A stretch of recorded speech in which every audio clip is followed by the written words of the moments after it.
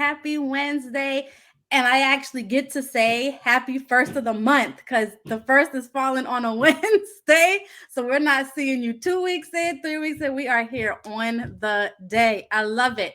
All right, y'all. This is a big month. To all the ladies watching, happy, what did I say? What? Happy Women's History Month. And on the 8th, it'll be International Women's Day. Look, we just talked about this and I still messed it up. Ladies, reverse. Run that back. Happy Women's History Month. And then on the 8th, we will celebrate International Women's Day. Y'all, we're going to show out all month. We show out all year, but we're going to take this month up a notch. We have some amazing conversations going to happen this entire month. I know we ask y'all every Wednesday night to share this, but now I'm demanding that you do it. And I'm not going to say, if you know somebody, there is a woman, a young girl out there that needs to hear these conversations that are going to happen this month. They need to see the women that are going to show up in so many different spaces. This is it. Share it. If you see this and you are watching the captions and not listening, just hit the share button. You don't even got to watch the whole thing yourself. Hit the share button. Share this. Look, if you my friend, share this. Okay. And if you're not, share it. look, I'm gonna unfriend you just because you didn't share. No, I'm run with you. Right. Share. I mean, but between us, it should be about 6,000-7,000 shares happening on this video now.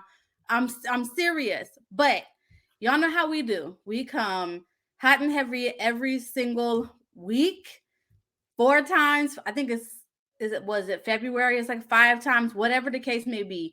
Every month, every week, we come with heavy conversations, and this month is not changing. It's actually going to get a little heavier because it's going to be some like wow in your face conversations, and you know we're here for it.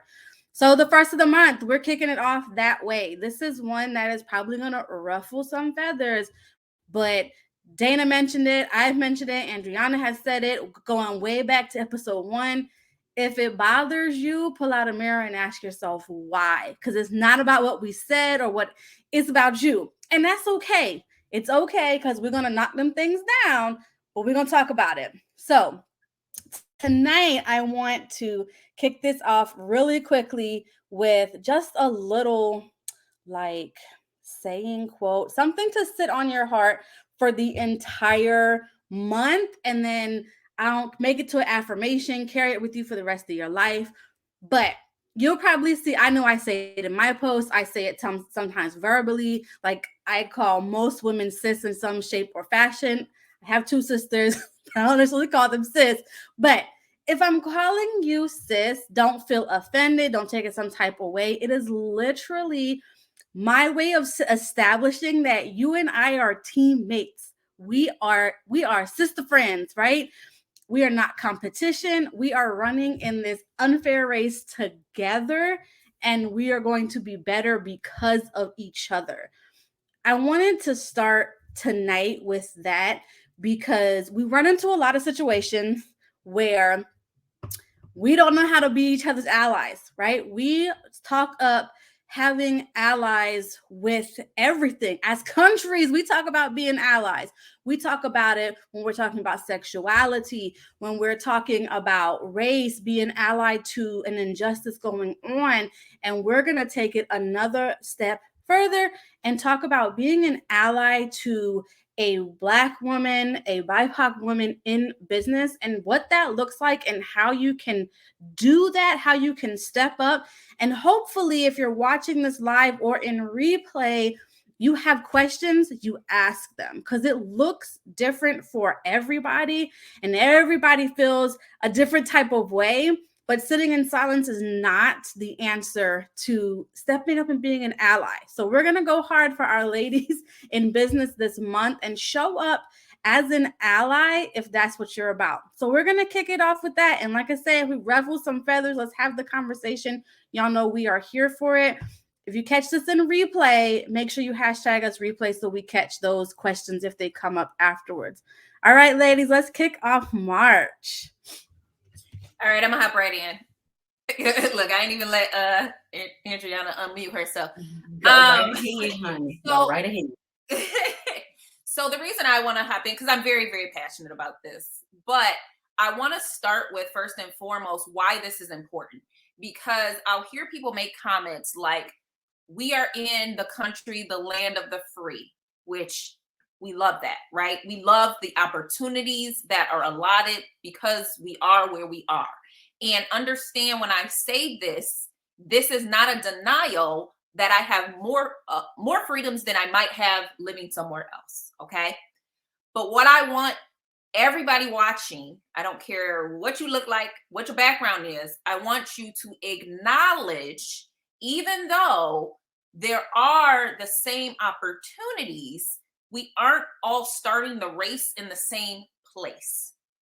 And because of that, there are disadvantages that are happening, whether we realize they're happening or we don't realize that they're happening.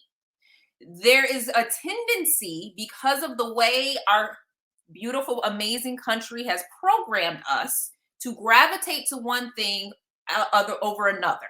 And so when we talk allyship, I know, again, I'm taking it way, way back, but understand, a Black Barbie doll didn't come out until I was probably 5 years old, okay? So it was normal for me to see the standard as a white person, right? That is the standard of beauty, the standard of what I was fed as a child.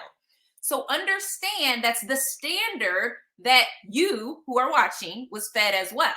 So what that does is it's going to do some programming, whether you realize it's doing it or not. And so your buying tendencies are going to gravitate to what you think is normal or acceptable. And so the reason I put that out first and foremost is because there are times where your subconscious, and I don't care if you're Black, white, Asian, or whatever it is, you have already said, okay, I'm going to buy from here instead of buying from here, not because it's a better product, but because your subconscious, this is familiar. This feels safe, right? So understand, I am a Black woman. I have a Black owned business. And so I'm going to have obstacles fighting not only my own, but also the other side because of unconscious biases. Again, this is not that someone's deliberately saying, I'm not going to buy from her because she looks this way. It's an unconscious bias that happens, okay? So what I want to do with this particular session is I want to first acknowledge that that's what it is. And then second, I want to give you tools, if you should choose, to do something different. So that is where I wanted to kind of start with. If you ladies want to add anything before we kind of really hop into like those specifics on what that allyship looks like, I just want to put that out there first. Well, I just wanted to hop on in with a little definition of what ally means, because y'all know I got to come with the education, okay? An ally, according to Webster, means to unite or form a connection or relation between. And I like to look up antonyms for words like those. That means break up or disband are the antonyms to an ally. And from what I've seen around my little area, my little part of the country, Southeast Arkansas, it's either people are with you or they gonna break up with you. They gonna disband. They gonna just shun you because you are not in the group or what have you, or whatever you started with. And just having allies, especially in business, I think it's very, very important. And me and my husband talk about this all the time. And I think we've talked about it on here a few times where, I mean, we're a small Black people or a small percentage of the population. And then it's only a smaller portion of that that's into health and wellness. And all three of us are in the health and wellness industry in some type of way. How do we become allies with those people, that small percentage of people, to carry our people on our backs? And I don't know, maybe y'all can help me out because y'all know I'm always struggling with something. How can we unite our people to just, I don't know, get on board and become allies. I know y'all say education, but make those connections. If people aren't supporting us as we feel like they should, how can we make those connections or those relationships to be allies with the people in our communities? So I know we're going to get into it eventually. Dayna kind of talked on it, but I'm also going to put this out there because I know it's some people watching. I know it's some people watching. I to see the little thing pop up. And you heard what Dayna was saying, how this conversation, where she really wants this conversation to go. And you was like, oh, you ready? You got them fingers ready to get to typing and clacking. But this also is a very huge point to be made and to be heard, to Andriana's point, within our own people, within the Black community, the BIPOC community. We are some statistics for y'all to just think about, because I think sometimes, again, when we talk about raising up different businesses, I think it's important to realize that small businesses are crucial to our economy. Okay, mm-hmm. Right? We are trillions and trillions of dollars in debt as a country, right? Yes. But there is so much money that could be made within small businesses. So 3,115,000 Black-owned businesses in the United States alone. Okay. And as was mentioned, we're making up a small percentage of the people. So that's a lot of businesses. And so if you have your hat on, right, your numbers hat, could you imagine if we scaled some of those businesses to actually be like 6 and 7 figure businesses? What would that do to our economy? What changes could we actually see going on, right? But here's the thing. Even though there's that rise in entrepreneurship, 95% of Black-owned businesses are sole proprietorships. So what that means is there's only one person running that. So they're not employing anybody. They're not having anything to pass on to another next generation. So it kind of dies with that one person, right? And so when we think about allyship, understand that, yes, your heart might be pure and you're like, I just want to help other people. But I want you to also think of it from a big scale and how this little bit can help our entire economy. It can help our entire people, right? So the first thing I want to say, number one, this is probably the easiest one that you can do. So I want you to get a pen and paper. We go 1, I want you to number, okay? So do business with Black entrepreneurs, okay? So that means you need to find them, okay? If they don't live near you, I promise you they're online somewhere, right? So you need to do business with Black entrepreneurs, okay? Actions speak louder than words when it comes to supporting Black entrepreneurs. I love you, all of my heart. I appreciate when you put up the posts and you say that our lives matter, right? And you say, I stand with you, right? And you say all of these things, but my question to you is then where are you spending your money, right? Where are you spending your dollars if you truly believe that, right? So saying that you support Black-owned business is one thing, but actually putting down money is a whole different thing. And that's what we're talking about. Now, granted, should you still have good service? Absolutely. So I understand because I love my people, but I've gotten some terrible service and I'm not going to go back just because you're Black, right? So I understand that there's a certain standard that you want if you're going to get supported that, but I know for a fact that there's some good ones out there. So do some research, investigate, find them. Mm-hmm. Oh, and don't like how you do said that pigeonhole. I was like, because we be ready to blame an entire people because one person did, or don't make the, like Dayna is saying, there is you don't get to just say, well, I'm Black, so buy from me, regardless of the fact that I said it was going to take me 5 business days and it took me 2 years. Like, we're not going to use those things as like do it anyways. But also as a people, like, don't immediately be like, well, I'm going to take her design, all the hard work she did for me, and take it over here to this other established place because she might not give me the best deal, or he might do me this way. Like, you don't know. The same way you're going to give some established place the benefit of the doubt until they tell you otherwise or treat you otherwise, you got to do people the same way. If somebody takes the time out to educate you, speaking from our standpoint, because it's happened to me so many times, if I take the time to educate you, I clearly gave you the information. What you're telling me by jumping to somebody else is, I'm cool with you giving me the information, but I'm not comfortable doing business with you. I'm going to go do it over here. And then I hear months later, years later, I wish I would have just been with you because of. Like Dayna's saying, it's actions. You can say all the right things, like talk to me, do that, but what are you doing, action wise? Where are you putting your dollars? Be a true ally, y'all. I don't know. I just feel like, like Tameka said, I educate, I support, and then you go over with somebody else. I mean, that's just like you're not supporting, or you just taking advantage of. And I see that not all too often, but just enough to know that it's a problem. And going back to what Dayna said in the beginning, being programmed to think a certain way just because, I mean, I knew people that are older than me didn't see Black representation growing up, like with the doll thing. I thought the beauty standard was that I had to be blonde hair, blue eyed. And I was like, well, shoot, that ain't me. So count me out.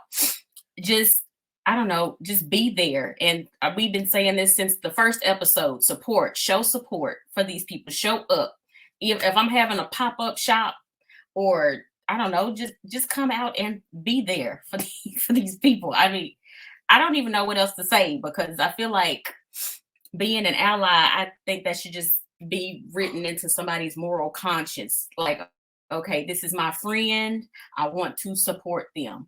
I mean, no questions asked. Now, if you're getting horrible service, take that up with Jesus and them, because they're gonna do with me. But I mean, just be there and be the support that these entrepreneurs, or that we need collectively. That's all I got to say on it.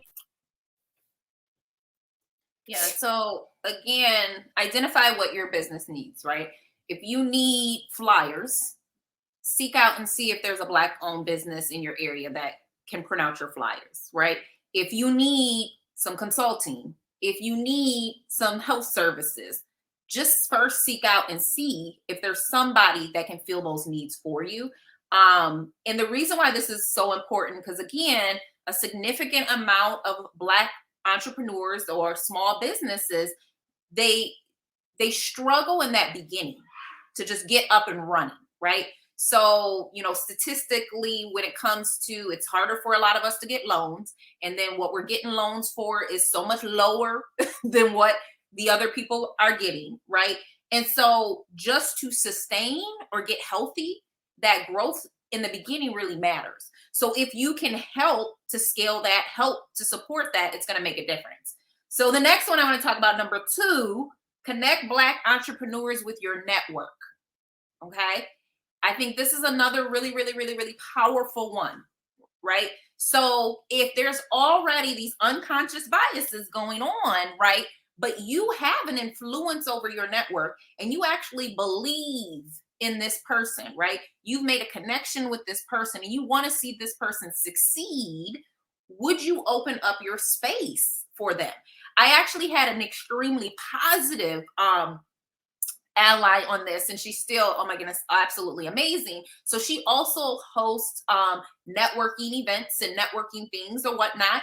And we chatted a little bit about some of the services and things that I do when it came to like marketing and how I holistically put oils in there and stuff like that. So she invited me to speak to her community, right? It didn't benefit her in any type of way, but all she did is say, hey, I don't know what I can personally use, but I do have this network of women that I've built over the last 5-6 years. And I know there's somebody in there. And from that, I got quite a few people to shop with me, right? And so are you open to opening up your network, right? Maybe invite them to be on the stage, right? Invite them to be in front of your community, because then people can see that person as an authority, right?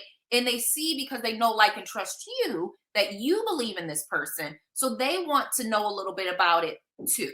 So invite them into your network. If you aren't looking for a particular service, this is a great way to get them connected to the right people.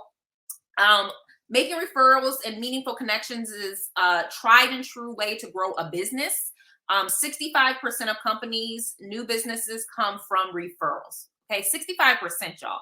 So could you imagine how powerful that could be just by referring a small business, referring an entrepreneur you know?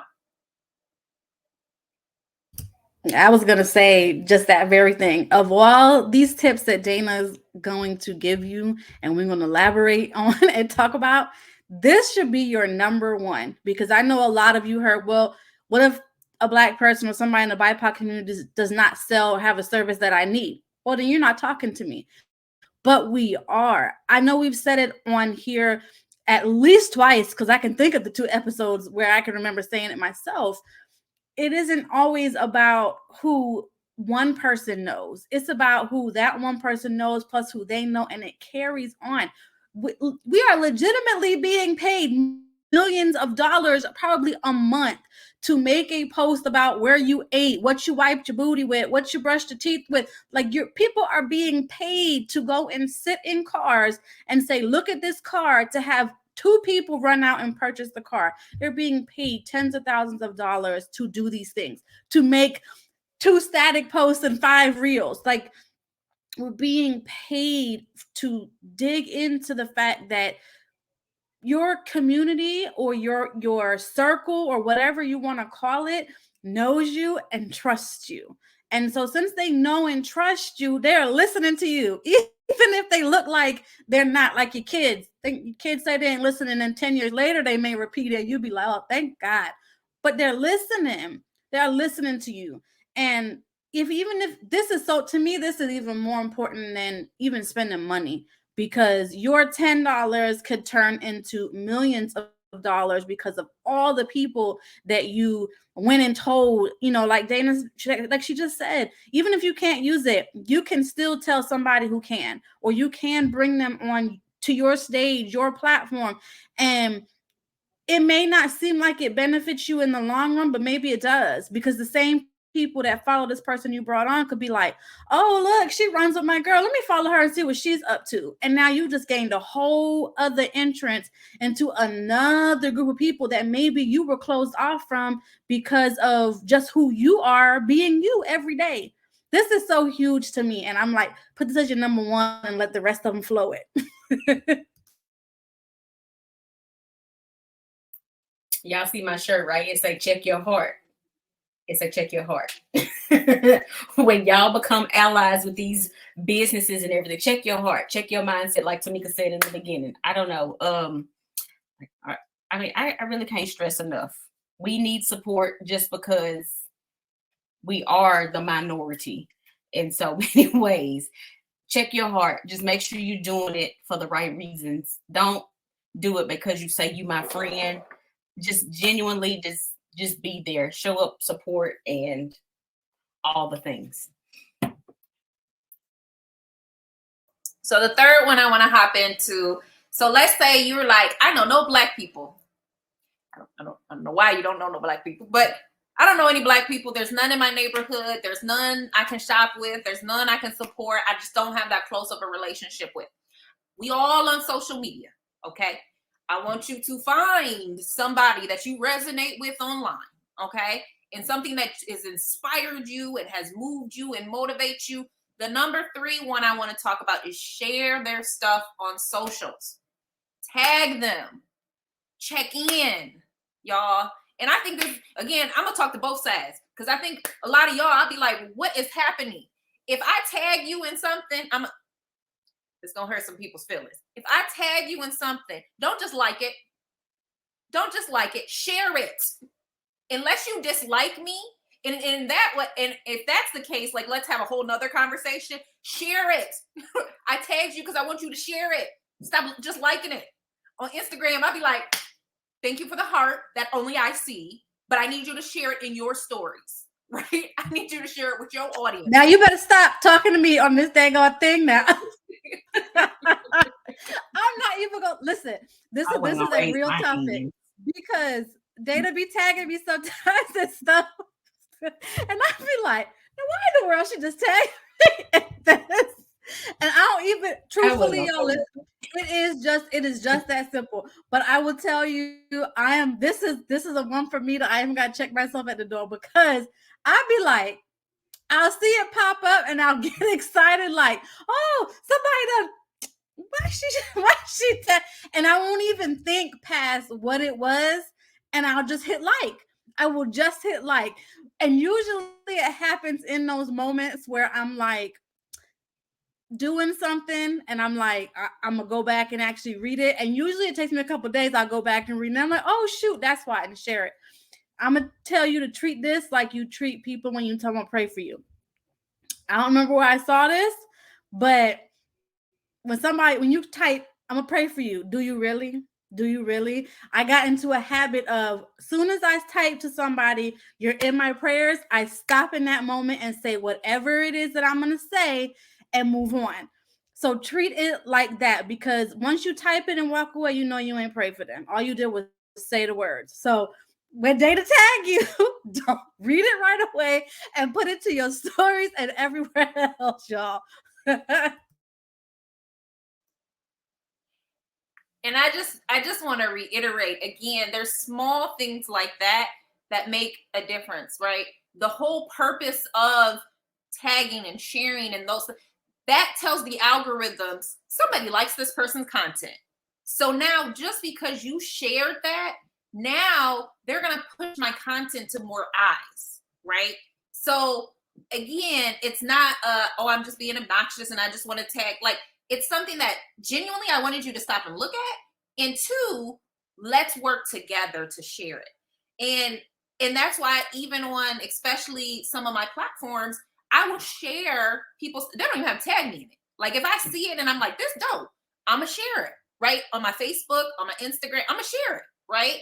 Because you don't know who that opens up their audience to, right? There's 850 million people on LinkedIn. There's 1 billion on Instagram, 2.93 billion on Facebook. Okay.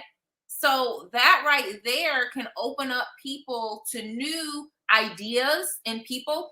Honestly and truthfully, I feel like networking in person is my number one, right? But number two, there's a lot of people that I discovered just because they knew somebody else.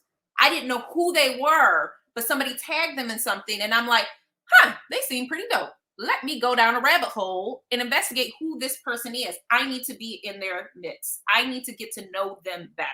And so as an ally, if you have a network and you have a platform, right, you can open up that to so many other people that you don't even realize. And all you had to do was just hit share, right? Just do a little comment under it. You don't even have to do anything super, super elaborate. The next one I want to talk about. So what is this? Number four. Okay. Listen up, y'all.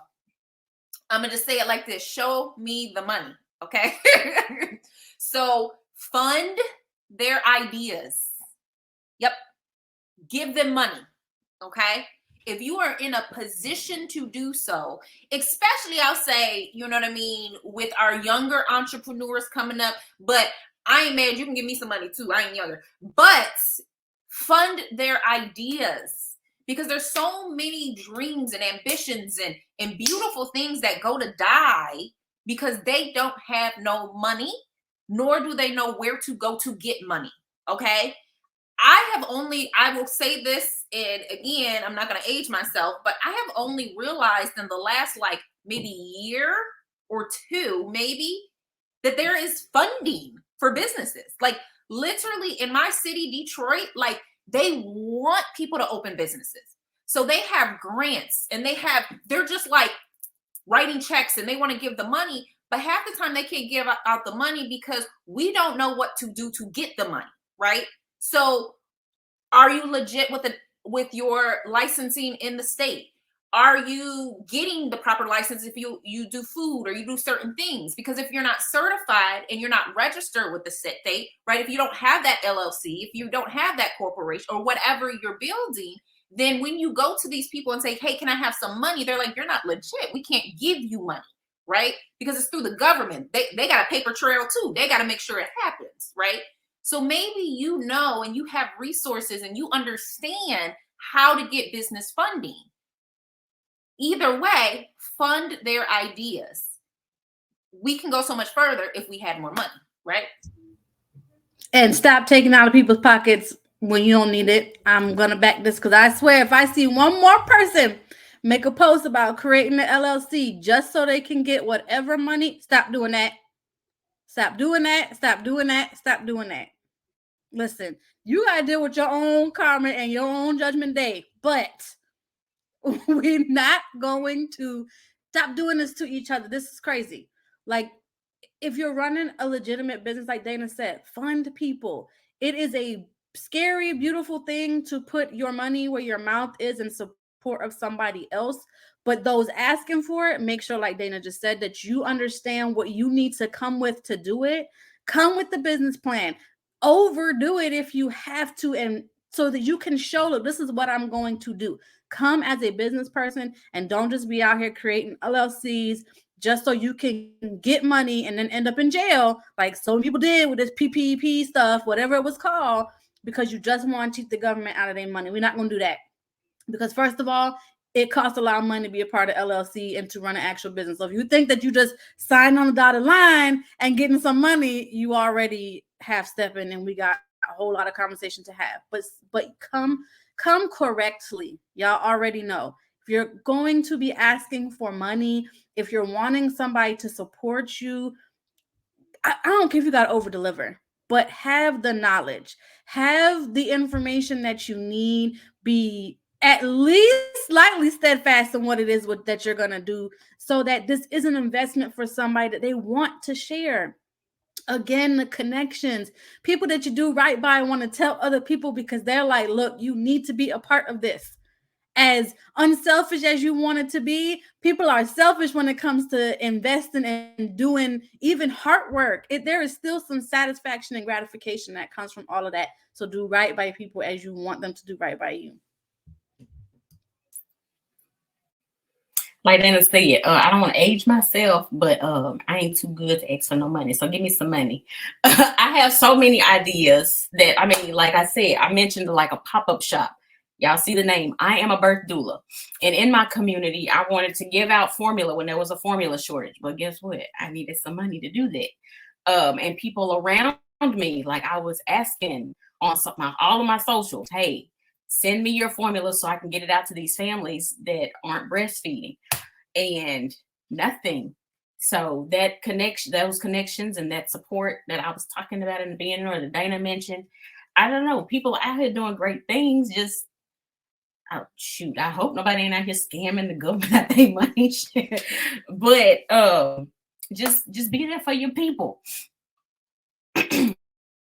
Oh, they definitely out here scamming, but we're not talking about them. Like, right? So they definitely out here scamming. Ooh, especially during COVID. I was like, wait a minute, where you get this house from, Mom? Something I paid in cash. Wait a minute, because you was working at Taco Bell. But anyways, let me not digress. Before I move into the last point, so y'all stick around. Last point coming. I do want to just read this again about the financial, and this is why, again, it's so impactful and important. So unfortunately, only 1% of Black-owned businesses get the loans they apply for. Obviously, there's a lot of different reasons why that happens. But for decades, financial institutions have practiced unfair lending discrimination that has impacted the ability of Black entrepreneurs to secure loans. To this day, Black entrepreneurs still face a plethora of funding challenges stemming from the unjust practices of the past. A lack of diversity and unconscious biases at companies contributes to the racial funding gap. Okay? It has happened over and over and over and over again. Okay? And if you listening and you are a Black owner, small business entrepreneur, and you've experienced that, let us know your stories in the comments. We would love to learn and know more about those. The next one I want to go into. So am I number 4, number 5? Fab. There we go. That makes sense. Offer mentorship. Okay. This is another one that I think can easily be overlooked, right? You have knowledge and experience, right? That could really help cut that edge off for a small business, right? So you've already done the dirt. You've already been in the trenches. And so like, don't go down this road. Don't fall into that shiny object here. Don't go that way. So mentor, right? Maybe you can speak on a panel. Maybe you can just get coffee and lunch with somebody, right? But one of the most overlooked ways of supporting any entrepreneur, I don't care who it is mentorship. Okay. 92% of businesses say that it was through mentorship that they found success, right? And it said that less than 40% of Black entrepreneurs in one study said that they have access to any type of mentor. Most, and again, if you in the comments, let me know if this is your story. Most of us, we the first ones to do it, right? Most of us didn't have like a blueprint of what this looked like. We trying to figure it out, right? We didn't have parents that were business owners, or we didn't have aunties or grandmas or this, or even if they did, they weren't necessarily legit, like, right? They weren't registered the way they were, or they couldn't scale very far, right? They could only go so far. So if we want to be in a place that we're not now, we need mentorship. We need people that are going to say, hey, this is the way to go. Let's do it. I'm laughing over here, but the funny thing is this. I mean, and all jokes aside, it's very funny, but we have some business savvy people within our family trees, but for whatever reason, we don't call it. It's been shady dealings. Like, we gotta step out of that. Again, it is super scary. I was listening to Dayna talk, and I can remember. I'm not gonna age myself either, but back into high school, having to write a paper.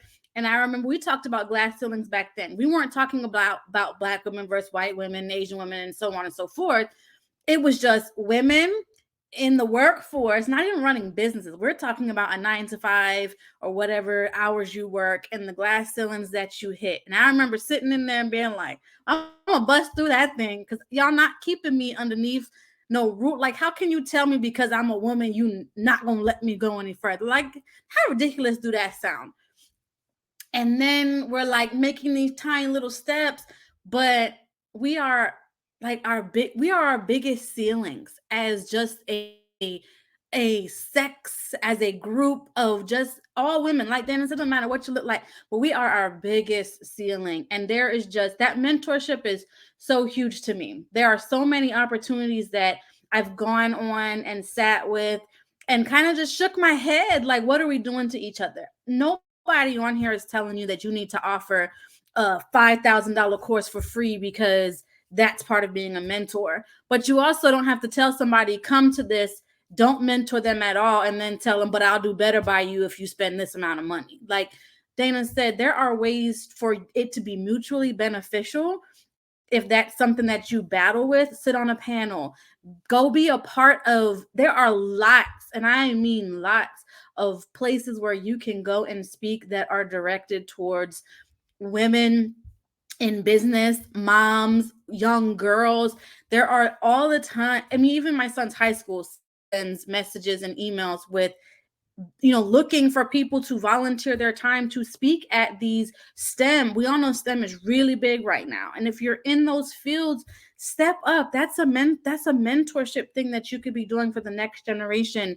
You got to help us, us Asian folks out too, but it doesn't all have to, the price doesn't always have to be monetary. You don't always have to, say this thing. I know we love to put out those strong, sayings like charge your worth and all. Like, I love to hear y'all say that, but You gotta reel those kinds of things in, because it's creating a toxic mindset. And I'm not finna help you until you pay me to help you, and then it just keeps going. And that's not mentorship, and that's definitely not what was given to us way back when they didn't even know they was giving us information to help pave the way. We have it so readily available, and there's just so many ways to put it out there and it still be beneficial to you, as well as the millions of potential eyes that could see you, hear you, and ears that could hear you. We're fighting against so many other things. We got AI coming. You literally type, give me a sentence on, I don't know, just because her name's up there, doula. Give me a sentence on being a doula, and you don't even got to think no more. People out here creating content. So support each other in mentorship. We can't let these robots come in and push us out now.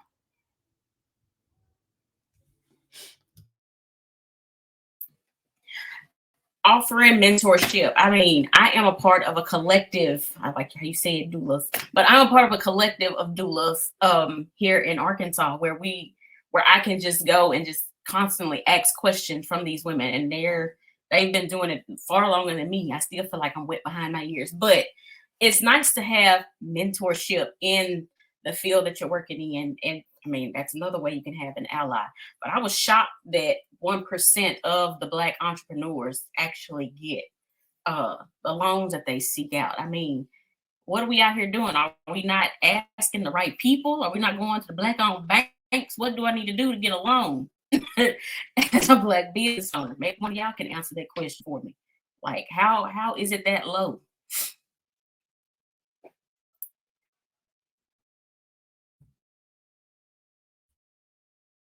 Black people ain't going into no bank and asking for no business loan. Well, okay, I guess. I mean, that piece too. It's not just that. I mean, I know Detroit seems to come up with a lot because Detroit was a huge and hopefully is going back to that glory that they've had. After having long conversations with Dayna, like I've said on previous episodes, I dug deep into it because I was like, you know what, that's right. That was a huge Mecca that just crumbled. And now people look at it like, ooh, I'm not going there. That's scary. Like it's some place that you go to die or something. But it was a place that got tore down by things like drawing boundary lines and pushing people out because of things like loans. So there are obviously extenuating circumstances that, you know, going into a bank, they'll probably tell you, and not to go off on a tangent and get away from the whole thing, but they'll probably say they don't practice anymore. But a lot of those things are ingrained within the institution of banking because it's just a thing that's been there. Right. It's just a thing that's been there. And I will just kind of hop in. It goes back to what I already had mentioned too. Sometimes we just don't have all our ducks in a row. Mm-hmm. But it's because we don't know what ducks need to be in a row, right? So we come into them and they looking at you like, well, obviously this. No, it wasn't obvious. We didn't know that, right? So another statistic I'll just put out there because I know I'm all about my numbers. Like, so, and I want you guys to think about this when I read this. Black entrepreneurs on average, so this is the 1% that actually do get the loans, right? They launched their business with $35,000 in startup. On average, white people, it's $107,000. Okay.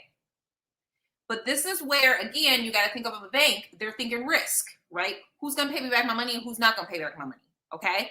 So the median Black household has a net worth of $24,000, while the median net household of a white person is $188,000. Okay. So if I just gave you $35,000, but I know from what you actually net, that means what you actually own. Okay. I don't care how much you make in a year, but that's what you're netting is only $24,000. I can get my money back. Why would I take that risk? Right. You don't make enough to pay me back the $35,000. And granted, it's not like you're going to do it in a year, but I'm never going to get my money, right? But what happens is the lending people that do lend, they prey on that, right? And then we go further in debt, and then we're putting up our whole house just to try to save our business, right? And so what we're saying is we want to flip that narrative. We want to break that cycle, but we need allyship. we cannot do this on our own, right?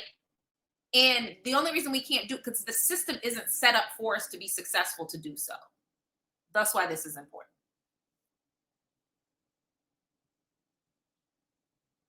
Y'all sound off in the comments. That was like a whole Oprah. Where you at?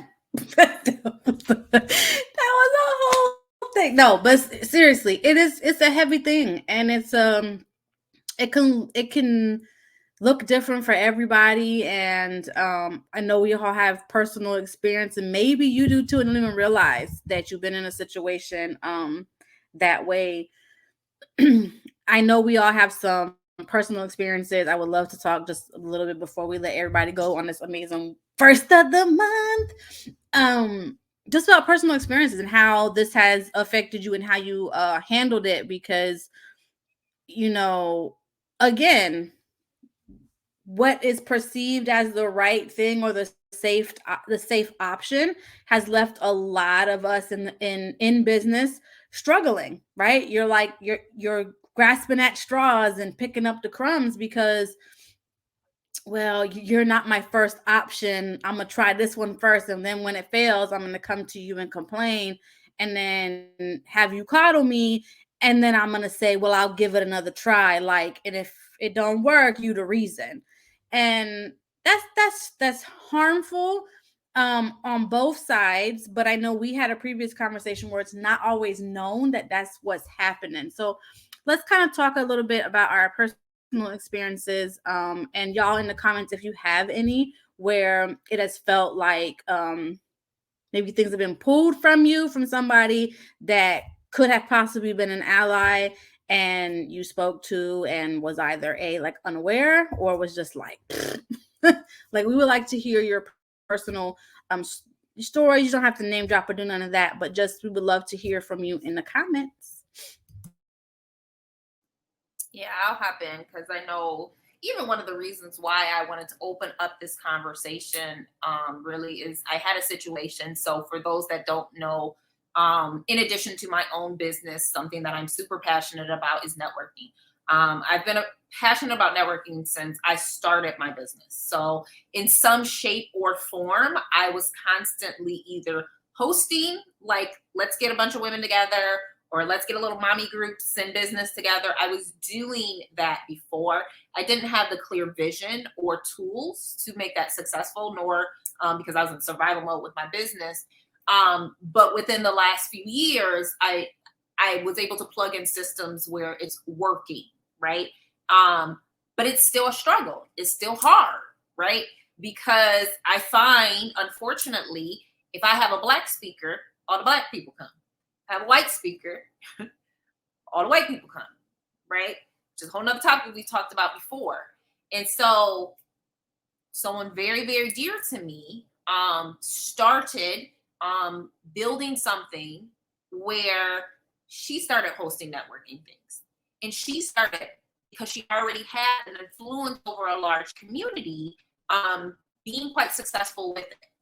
And for me, again, I genuinely believe that you can never network too much, right?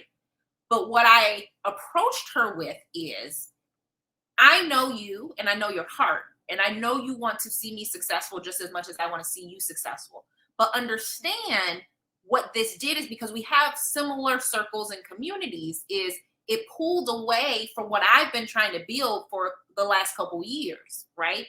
And my question would be, why not partner with me? Why not say, hey, I have these resources, I have these ideas where it can enhance what you're doing. Can I share them with you? Let's collaborate together. Let's do events together. Let's put my name on what you have so that my community, my influence could be on it. And when I approached her with that, she's like, I'd never even thought about that. And I would absolutely love to do that. And sometimes you're going to get that reaction. Sometimes you're not. They're not going to get it, right? But either way, I think it's important on both sides to open up that conversation.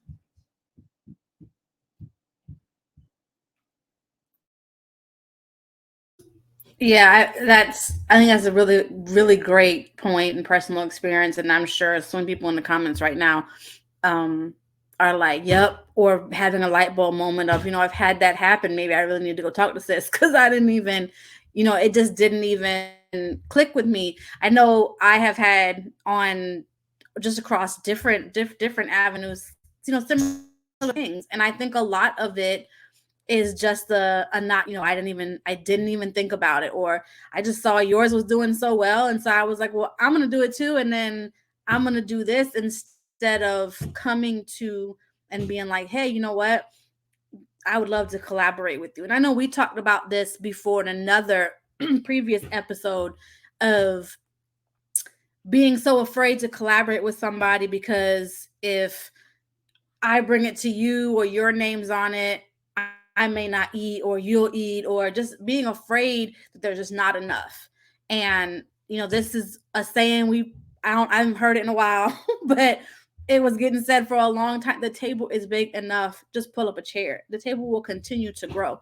There is enough space that we can. And I think we've got to really train ourselves to start thinking of, oh, you know what? This will be really good to work with that person. Or when you have that thought, you see Dayna going live doing something and you're like, you know what? That could really work well with me. I'm just going to reach out to her right now and ask her, hey, instead of that would be good and then walk away. And then the idea comes back to you minus Dayna. And then you go forward. And then we have this situation where it's like, well, I know you saw the post or saw my video because you commented and talked to me and we don't talk about it. And now somebody's, feeling some other type of way because they're like, well, we could have worked together and made something even greater, right? Because there's always a way you could just lean by yourself. But what if we come together and lean on each other's organizations? Because like I mentioned before, I may, or Dayna may, or Andriana may, or whoever next to you may open you up to a market that you may have been closed off to just because of who you are through no fault of your own.